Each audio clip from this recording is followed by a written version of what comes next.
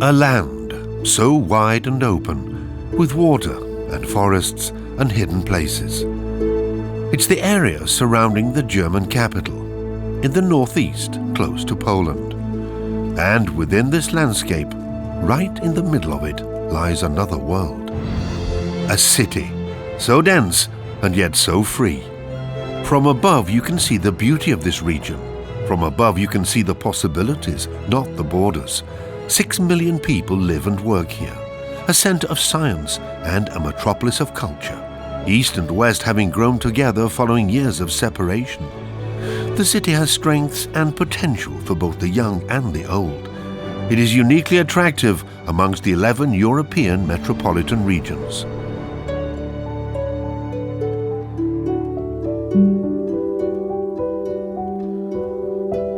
People migration has been documented here since the 5th century. Just like the golden eagle, he has returned here after several years. For a long time he lived between the Elbe and the Oder until he was hunted.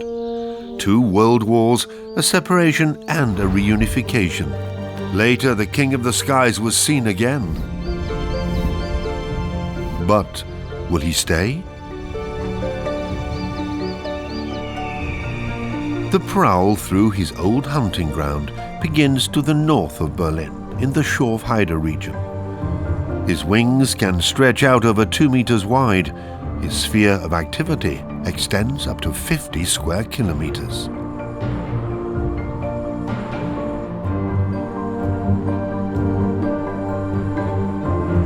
Berlin is surrounded by water, alternating between rivers and lakes.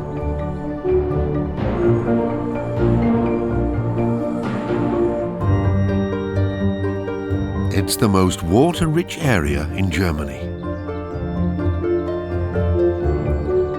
An old water tower on the border of Berlin in Joachimsthal. Half a home, half a viewing tower, with a view that looks far out into the distance, onto a landscape formed by the Ice Age.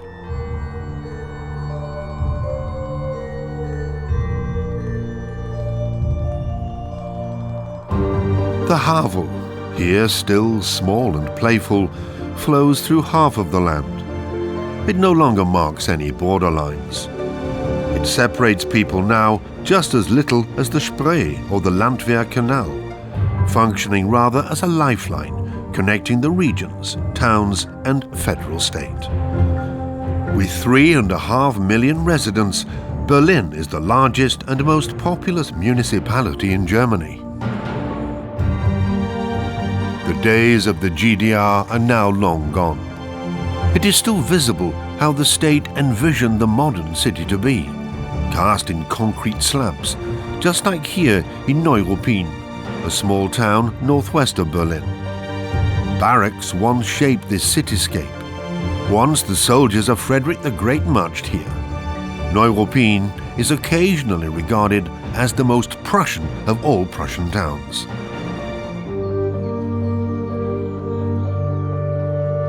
The socialist planners couldn't do much with the old town. It had deteriorated perceptibly.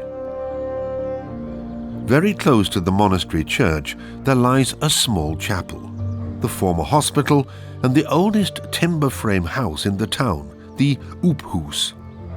A civil engineer from Neuruppin hesitated after the fall of the wall, whether to buy a new car or save the old ensemble. Gabriele Leto opted for the latter and renovated the buildings, opening a hotel and filling the chapel with life. The courageous Neuruppiner put a lot of love and work into the estate. The community is thankful to her. The former church became a private building and can now be used for different purposes. Gabriele Leto brought music and concerts into the old walls. Even in her youth, she often walked by here, looking over the fence and thinking, "Oh God, that really is beautiful." Then came the fall of the wall and everything stood derelict for over 10 years. The house and the church were in the most terrible condition, she explains today. The renovation was expensive. Now the small hotel is running lucratively. Nowadays, when she thinks back to the time of the renovation, she starts to feel queasy. The roofs were leaking, it rained right inside. There was dry rot inside the buildings, and the beams were rotten. The full extent of it only became clear once the work had started. Many people in Neuruppin said, "Phew, what has she taken on?" But just as everything was complete, it turned into, well, Mrs. Leto really has grabbed something good for herself here. But she takes that with a pinch of salt. Despite all the work and anguish, she never stopped going to the choir. Those 2 hours every day were like a little holiday.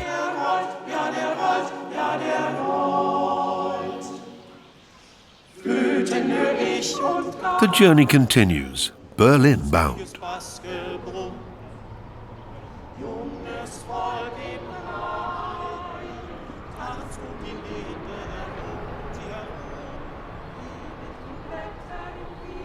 The wide area surrounding the city is thinly populated. The GDR opted for large-scale agriculture over industrial centres. Only now are the city dwellers starting to rediscover the surrounding landscape.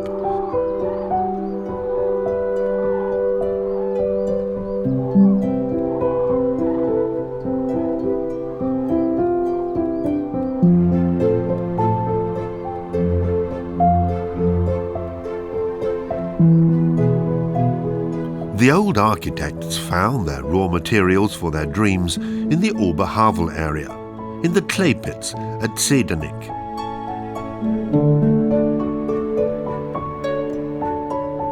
Bricks were fired here for over 100 years. When reunification came, the last brickyard had to close. But the stones that Berlin was built from came from here and were shipped across the Havel.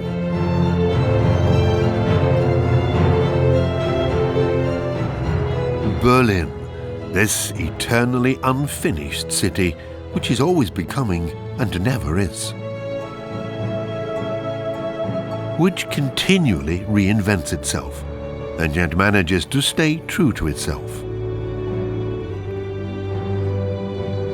The capital city on the Spree, city of change, between old and new, between random and enchanting.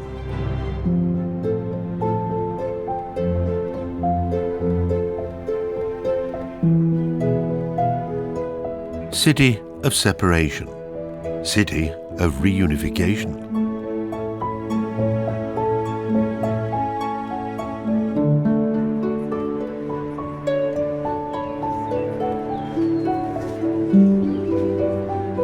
City of dreams, city of abyss.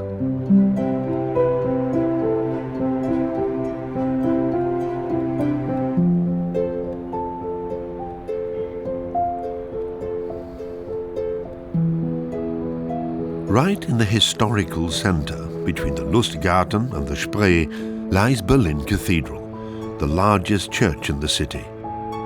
Below, in the burial vault, lie rows of the Hohenzollern family. And up on the roof, lives are buzzing, approximately 40,000 of them.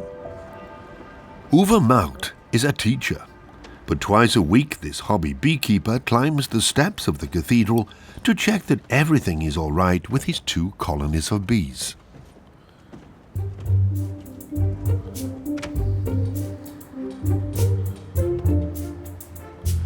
The bees already look wonderfully mature, he says. All of that is honey. Lovely honey, and already ready. Heavenly.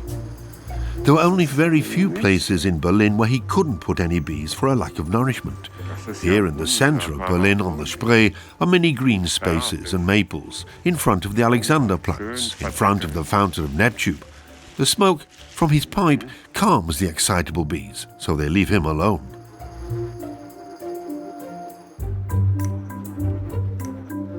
The yield of honey is magnificent.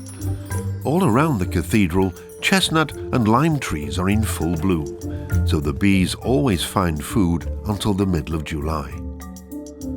The honey is harvested throughout the whole year. His bees never have a dry spell, In the open countryside, on the other hand, rapeseed blooms plentifully. But when it has gone, the bees run out of nourishment.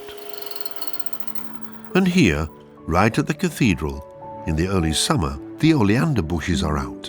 That lends the honey a very special flavor. So delicious, what a joy!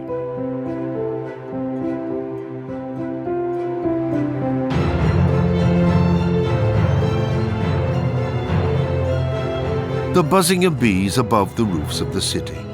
Maybe it is the small things that make real world history. The history of a cathedral on the Spree Island goes back to the 15th century. The cathedral was badly damaged in the Second World War.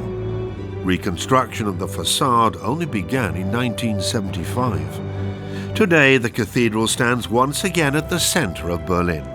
In the nearby Montbichou Park, people enjoy the warm midday sun.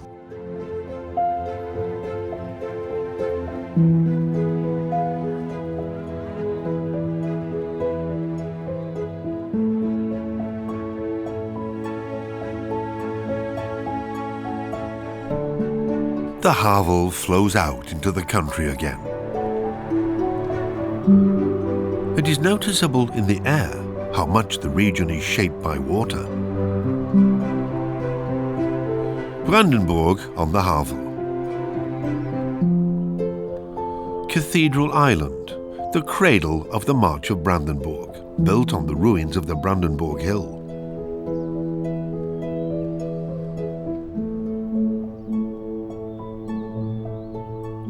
Lüchen, surrounded by lakes. The town of Rafsmann.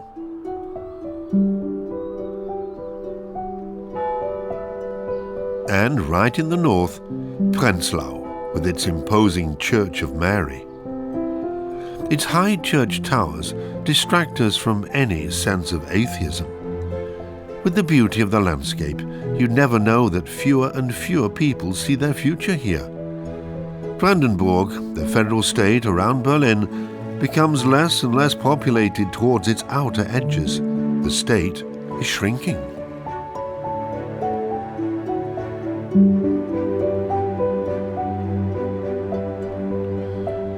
In the capital of the federal state of Brandenburg, not 10 kilometers outside Berlin, things look different. Potsdam is booming. The town has spruced itself up.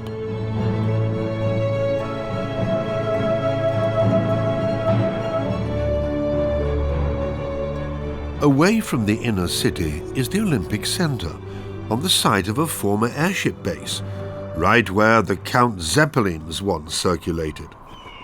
Top athletes have trained here since GDR times, right up until today.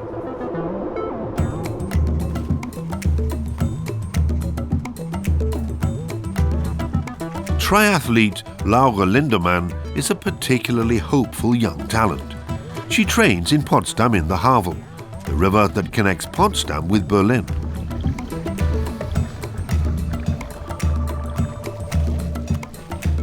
I train in the mornings, she says, and go to school afterwards.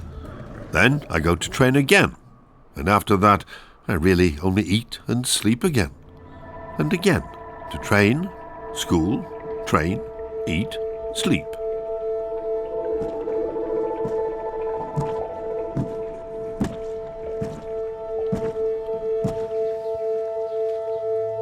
Sometimes she stops to rethink her everyday life, like not hanging around the swimming pool until 8 p.m. again. In her athletic boarding school, there are students who have stopped training and don't do sport anymore. They have time in the afternoons. Laura Lindemann, on the other hand, spends 90% of her life engaged in sport. The success provides more impetus for motivation and a hunger for even more success. The Olympics, that is her biggest goal.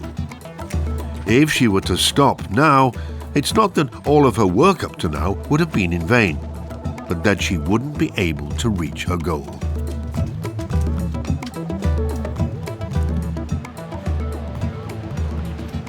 Laura originally comes from Berlin-Spandau. For her, it was a big step to go to Potsdam. Potsdam was smaller, and more familiar. Today she's running across the legendary Glinicke bridge into Berlin. During Cold War times, international spies were exchanged on this bridge. Only the history books talk about that anymore. Nowadays, celebrities live in grand villas at the juncture between Potsdam and Berlin. The value placed on quality leisure time there is high. One can reach the centre of Berlin quickly by car. That makes the location even more exclusive and attractive. The Wannsee and its legendary outdoor swimming, the bathing paradise of the Berliners. Nearby, a small ferry connects the mainland with Peacock Island, the refuge of Prussian kings, and today a public park with a museum. Of course, Berlin would not be Berlin if every place weren't steeped in history. Here in the southwest were the main American headquarters. Thousands of soldiers were once stationed in the western part of the city. A candy bomber, the museum on Kleeallee, alongside the former soldiers' cinema behind the houses of the former occupying forces.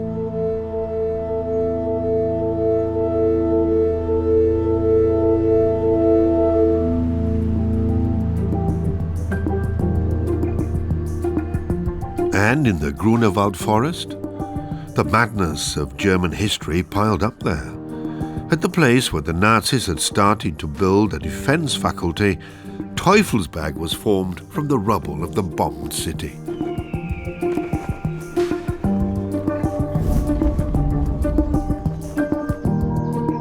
And up here, in the early 50s, the Americans and the British built a listening station in the Cold War.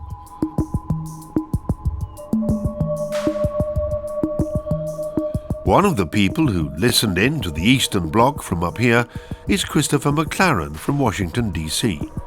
Today he works in the ruins of his old workplace as a tourist guide. Welcome to Teufelsberg. McLaren greets his small group on this particular day. Right now you're actually in my office, he says. This is where his desk was. The ceiling was lower back then, because the cable ducts were built above the offices. There must have been hundreds of kilometers of cable, McLaren estimates. Now all of that is gone, and it looks kind of pathetic compared to how it was. None of the US Americans came into these rooms back then. It was all a top-secret, restricted zone. The listening station at Teufelsberg was a kind of premonition. McLaren explains that they always joked about hearing the Soviet leader Leonid Brezhnev brushing his teeth in Moscow.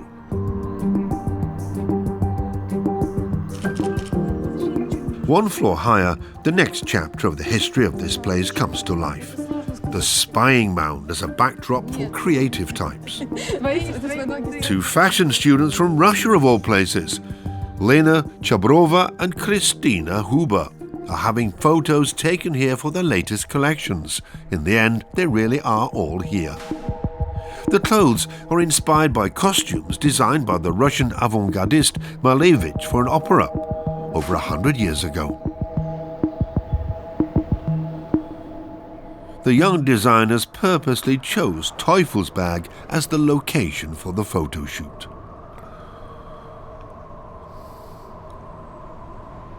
Berlin has always been a desirable place, a destination for millions of visitors and a new home for people from all over the world. The Berlin Victory Column, commonly known as the Golden Elsa. So much diversity, which must be most visible on Pentecost Sunday, when thousands of dancers and musicians weave through the streets. Next stop, the Carnival of the Cultures. It looks like it's just a lot of recreational fun. In reality, it's a time in which the world is as it could be, a good place for reflection. When, if not now, can we create a symbol for the good in life, for people from all cultures to come together? Where, if not here in Berlin, where creativity emerges out of opposites? Images like this shape the idea that the world has of Berlin. But of course, they don't show the whole truth.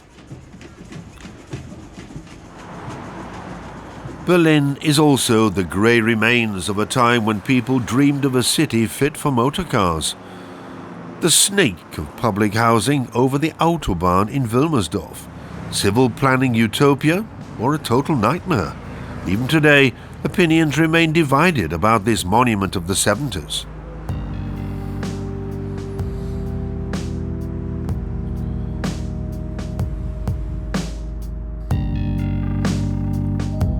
Gropiusstadt, an answer to the housing crisis in West Berlin.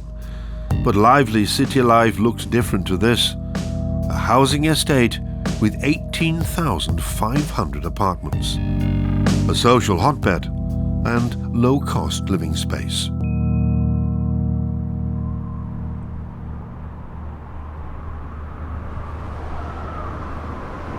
And in the eastern sector,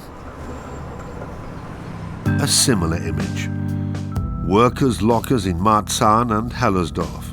But what's between the countless high-rises? A surprise.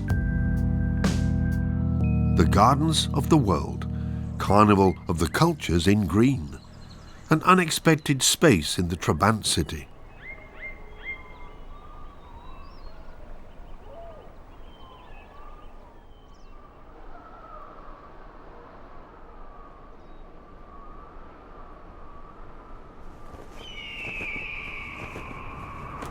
Anyone coming into the city from the east via Frankfurter Allee will notice a giant eye-catching mural.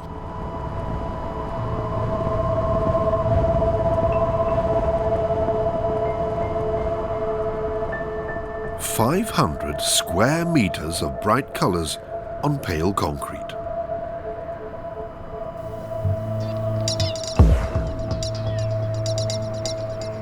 Just opposite, the former headquarters of the secret police of the GDR, the Ministry for State Security.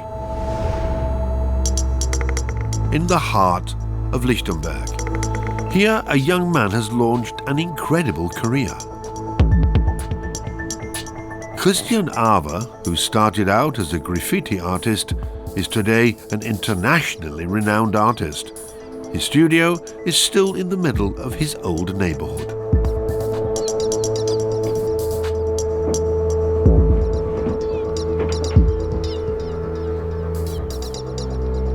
Here, Christian Aver has found the place for his creativity and artwork. He was born here in the east of Berlin in Lichtenberg, characterized by countless new housing estates. "I just learned," he says, "that everyone who comes into contact with art, culture, and creativity opens up their mind." It all began in the early 90s, pretty much opposite the Stasi. Right-wing groups like the NPD tried to spread here. He was concerned. "Man, we have to do something. We have to fight back. It can't be like this anymore." And so he painted on the Frankfurter Allee. For him, color is simply the energy of life. When you look at the images, at some point you start to see things, to make associations. I invite people to observe, to paint the images that are in their own heads, he says. So you see an image that at first glance is blue with a bright focal point. Blue as the color of freedom, of dreaming, of longing. He wants to present the creativity of the city, to show these lifelines, to create symbols for a new Berlin, and as such, to make a statement for freedom where previously there was none.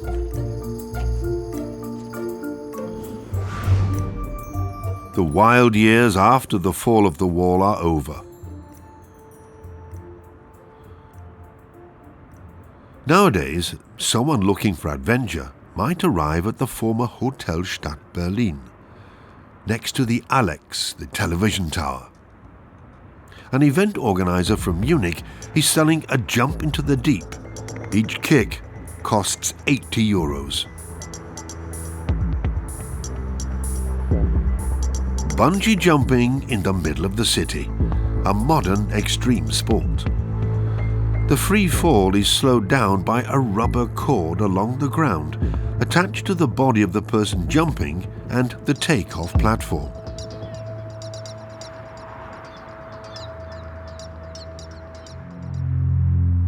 Berlin. These are its contrasts. Event culture alongside Holocaust memorials. Dream and trauma. Democracy and dictatorship. The madness. Every stone here breathes with an ambivalence towards the past.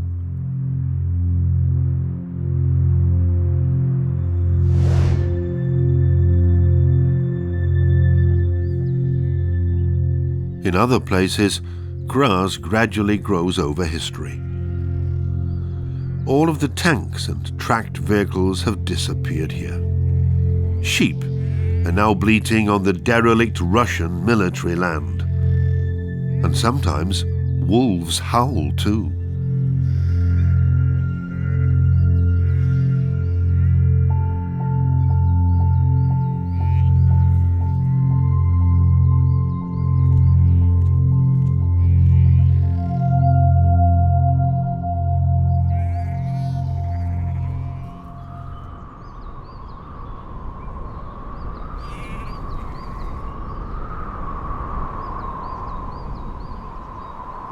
Unique natural landscapes have emerged since the occupiers withdrew almost overnight. For the Red Army, it was just a stone's throw to Berlin.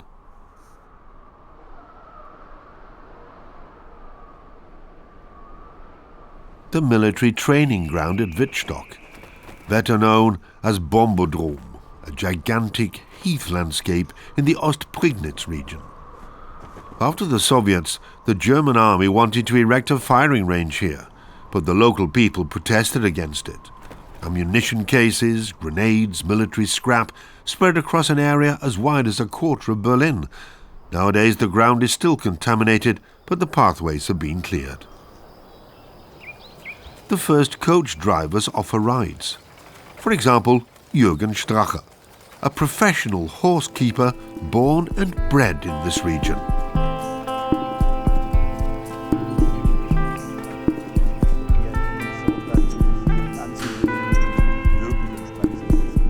Today he teaches people to drive horse-drawn carriages. I have the most beautiful workplace, he thinks, that you could ever imagine. Here in the heathland, you can't hear any other sounds. There's no motorway. There aren't even any dogs barking from the neighborhood. Simply silence and space. The residents demonstrated for years against the firing range here.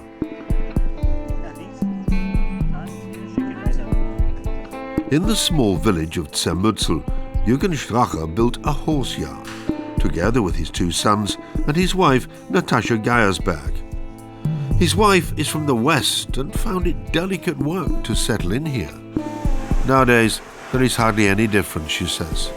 Their son likes to help with the work, but he doesn't see his future in the country with the horses, even as beautiful as it is right now.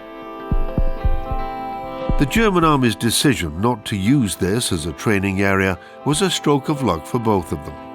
When the news became known, people threw their arms around each other, who, under other circumstances, would very likely not have done.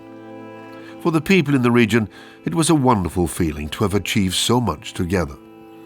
Both of them have fulfilled one of their major dreams in life. He always wanted to do something with horses, and so did she. And then they met. So they never want to leave here anymore. The area is far too beautiful for that.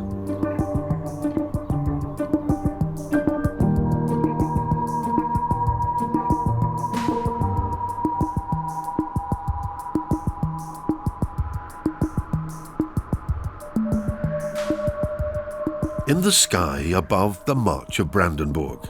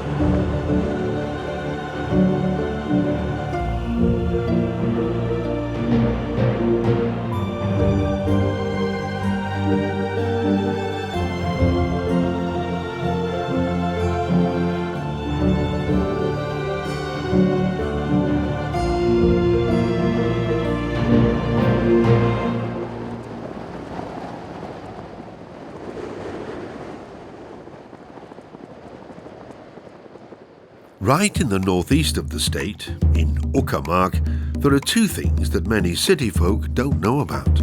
For one, the staggeringly beautiful Odertal.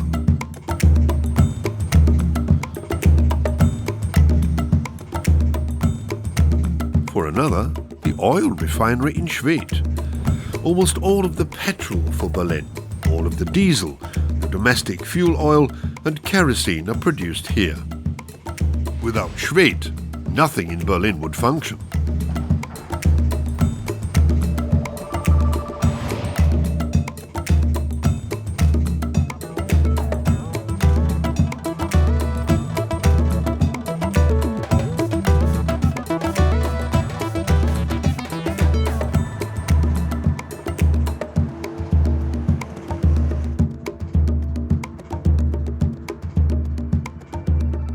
The energy of the city.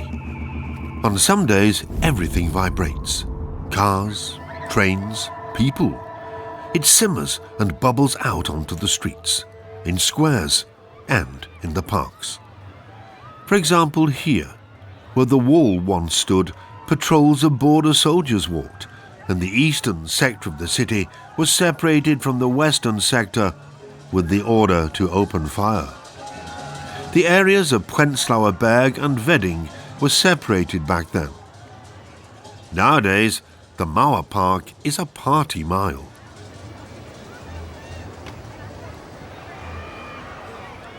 Just a few meters further, the fun comes to a halt. The same border strip at Bernauer Straße. Memorial. The final resting place of a huge wound that will never completely heal. The wall stood for almost 30 years, from August the 13th, 1962, up to November the 9th, 1989. The German division came to an end without a single shot being fired.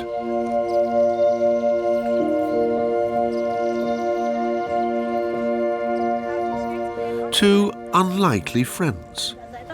One of them is Dr. Renate Verwig-Schneider, a pediatrician. After a failed attempt at escaping shortly after the wall was built, she spent years in Stasi prisons. The other, Dilara Dodogali, born the year after reunification. As a child, she was a patient of Dr. Verwig-Schneider, and they became friends. The wall for Dilara used to be just a story from a time gone by. The old route of the wall is shown here symbolically with poles. It has never been anything other than normal for Dilara to see people able to move from the east to the west with just a little jump. Before November the 9th, 1989, people had to pay with their lives to do that. For Renate Verwig-Schneider, the yearning for freedom was so strong that she even considered the cost of her own life to make the escape. Right there where the White House is today, she and her friends had built a tunnel under the wall. The tunnel was reported, and everyone involved went to prison. Deserting the Republic was an offense. The young Dilara has a lot of respect for the victims. The old lady is a role model for her with such willpower. Berlin is home for Dilara. She comes from a Turkish family herself. The doctor, Renate Verwig-Schneider, no longer hates the people who put her in prison. But she is still angry. She's furious. If she were to receive an apology, it might be different. But that has never arrived.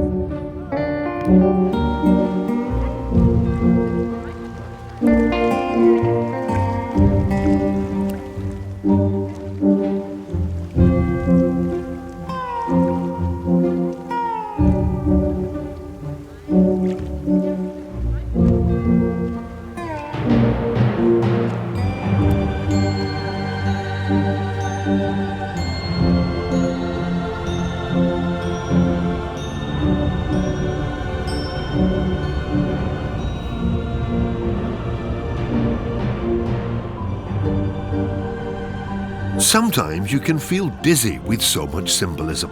The Spree, formerly a border river.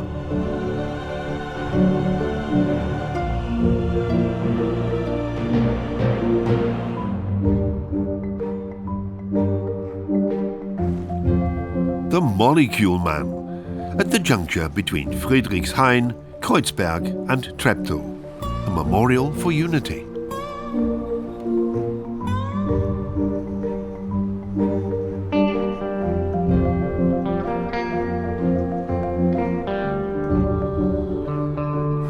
The journey continues across the Köpenick area of Berlin and out towards the edge of the city.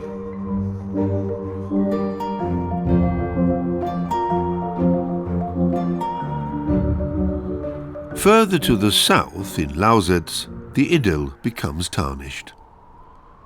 The Spree River, iron polluted, a result of the brown coal pits.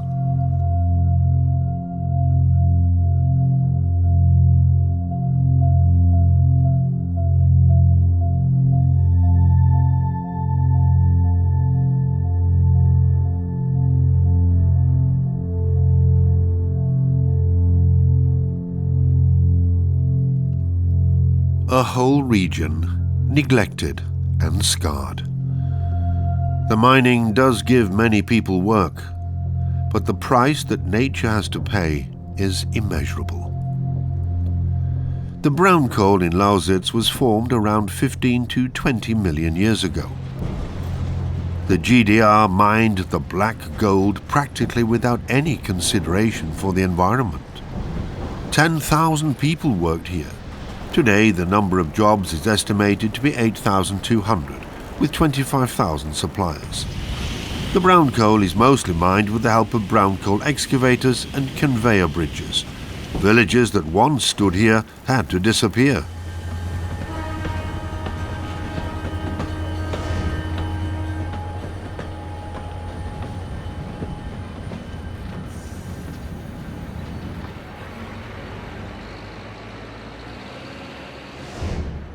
A landscape has been left behind where hardly anything grows anymore.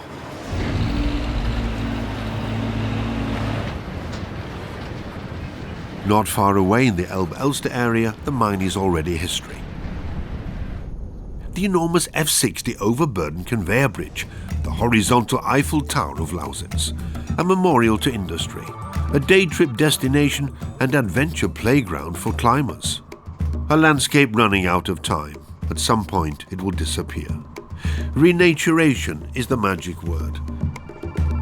Around Senftenberg, the mine craters have already been flooded, leaving bizarre formations. A little piece of the Amazon at the gateway to Berlin. Europe's largest artificial water landscape is due to open here soon.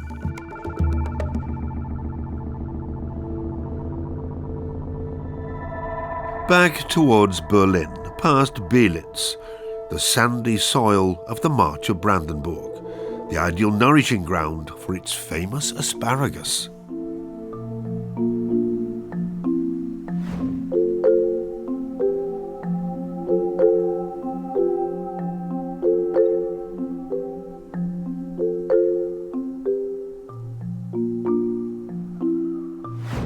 Agriculture. A complicated history. Small family-run businesses are rare. The price of land is rising. In the past, agricultural cooperatives cultivated the land. Nowadays, agricultural companies are spreading.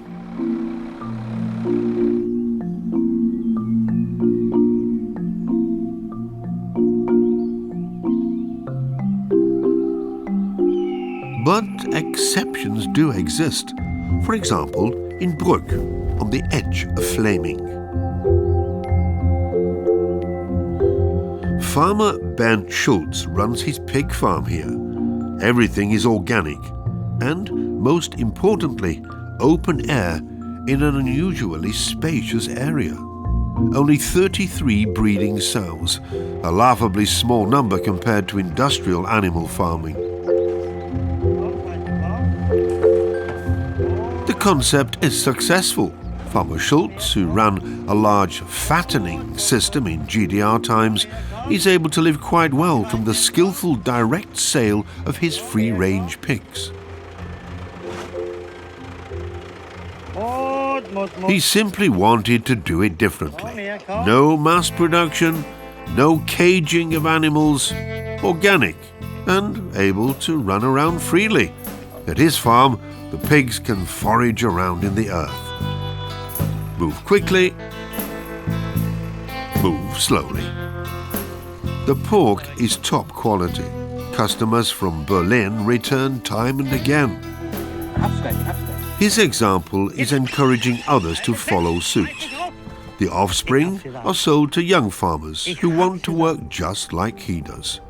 You just have to be able to catch them.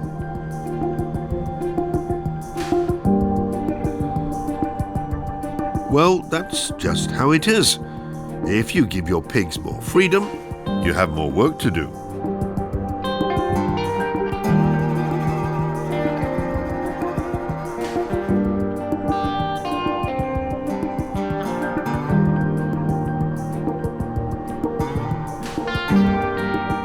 The giant forest areas are striking. Almost 40% of Brandenburg is covered with trees, above all with local pines.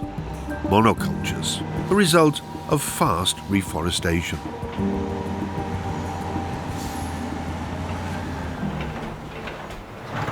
The timber industry is growing and selling its products to Western and Eastern Europe and even to the USA.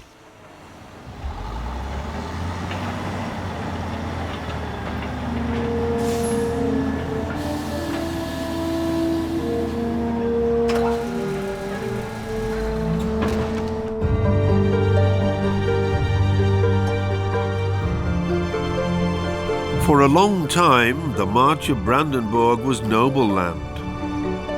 The Prussian aristocracy really left its mark on the area. Tourism lives off it here. Today, the Fürstlich-Drehner Palace between Luckau and Finsterwalde is a hotel.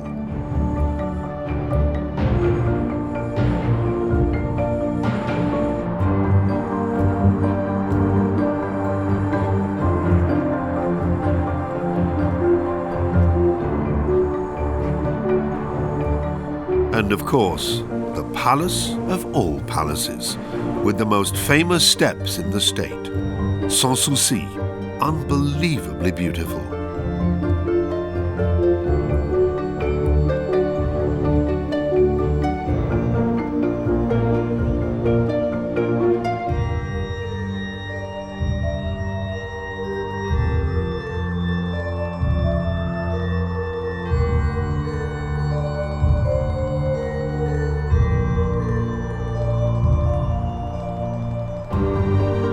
Potsdam, a suburb of Berlin. The former royal residence town continues to attract the rich and powerful to this day.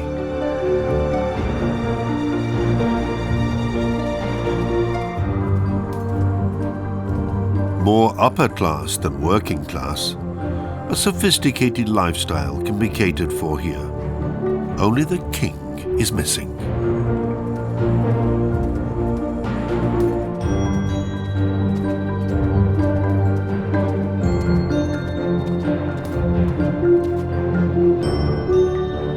Villas at the Heilige See. Optimal location long since assigned. A lot of money is at the town, also for a very special piece of craftsmanship.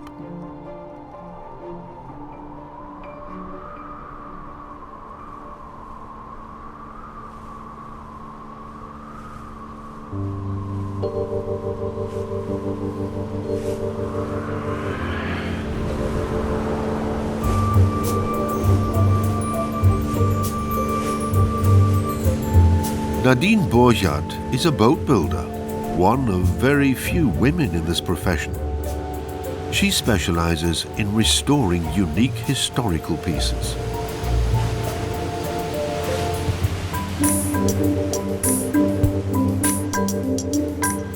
This boat is from the 1920s. It stands as a symbol for being seen. as beautifully and as elegantly as possible. For Nadine Borchert, it's about preserving time a little. That is the game she believes she plays.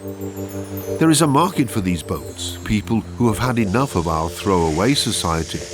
Here she is restoring what's known as a haarjolle from 1950. For Nadine Borchert, it is like a meditation to work with history on a boat like this, to make it beautiful again.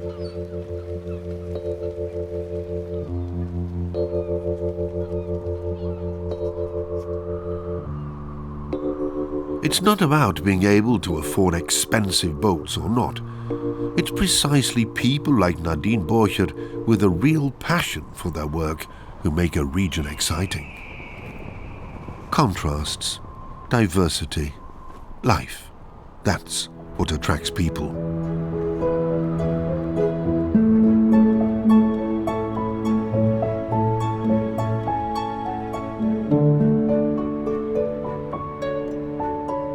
Berlin's city centre is bursting at the seams, with building cranes quickly moving into any remaining free spaces.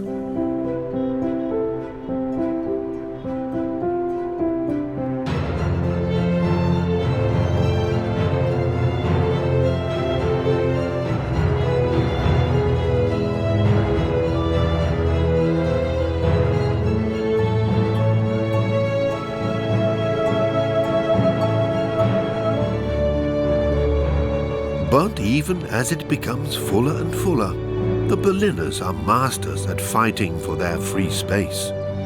A cafe like a beach bar, only without the beach.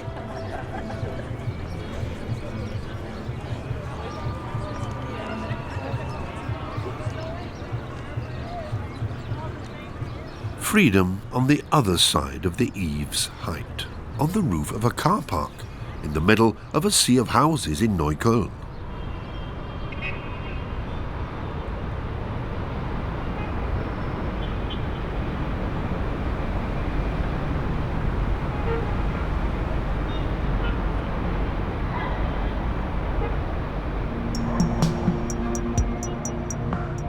And it's likely that no other place symbolizes the Berliners' urge for freedom quite like this area, Tempelhof Airport.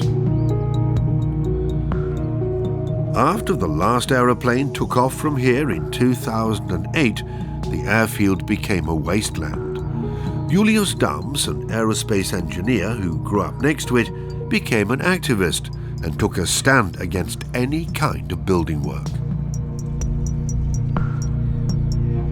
He's into extreme sport, a wind skater, a kite and a skateboard, and off he goes. This open space in the middle of Berlin, kilometers of asphalted landing strips, no cars, all undeveloped, it's the stuff of dreams. The concept for the former airport is to have no concept, and it should stay that way too, Julius Dams thinks. The vote against building work was successful, so it will stay this way, right in the middle of the bustling city.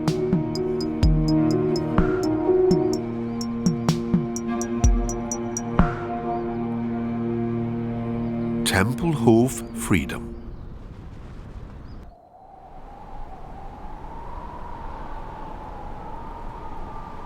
Freedom. What does that mean anyway? This word that sounds somehow so conclusive, so final. Freedom probably doesn't mean that everything is just hunky-dory, but it means having the possibility to change things.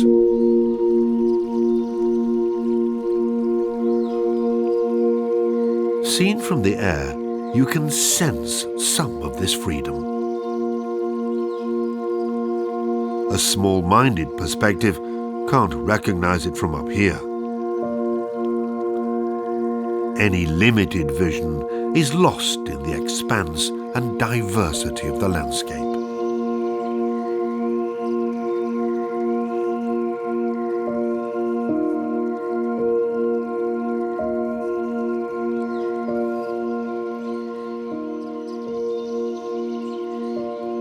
The view from above shows us the open space. Town and federal state, Berlin and Brandenburg have plenty of that. And as for the golden eagle, what does he think of his former home? Is he going to stay?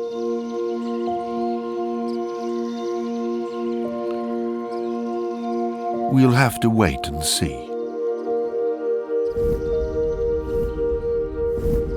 But it's looking good.